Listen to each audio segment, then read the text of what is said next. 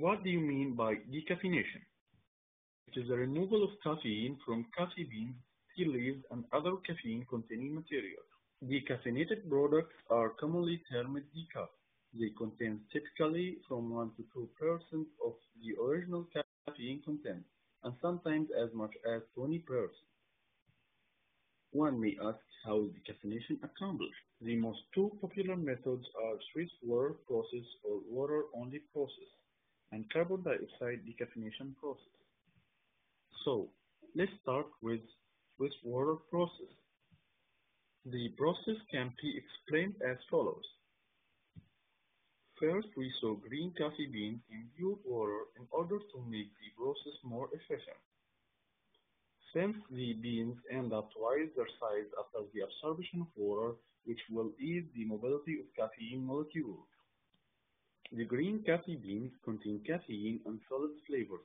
Thus, due to osmosis mechanism, the beans release their caffeine and solids into the water, which becomes saturated with these components. The saturated water with caffeine and solid flavors is then passed through an activated carbon filter that traps the caffeine but allows coffee solid flavors to pass through. The resulting extract, which is the water with solid flavors, is known as GCE or green coffee extract, and it is then used to decaffeinate a new batch of green coffee beans.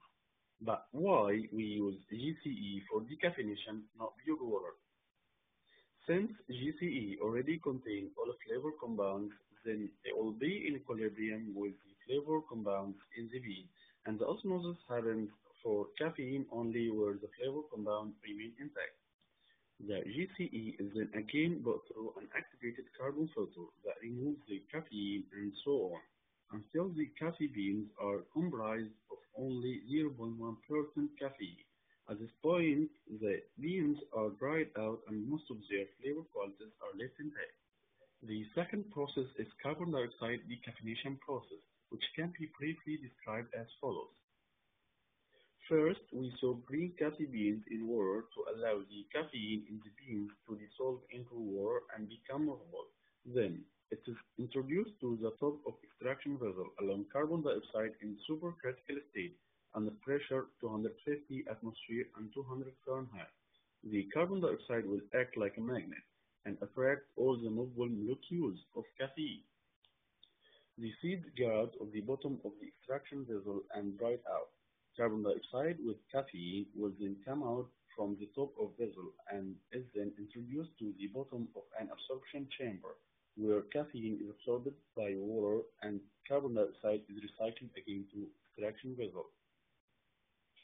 Both processes takes long time, also hours, but has many advantages since it doesn't chemically affect proteins or carbohydrates of the coffee beans that give the coffee the flavor and smell after it is made, resulting in a higher quality taste than some other decaffeination processes.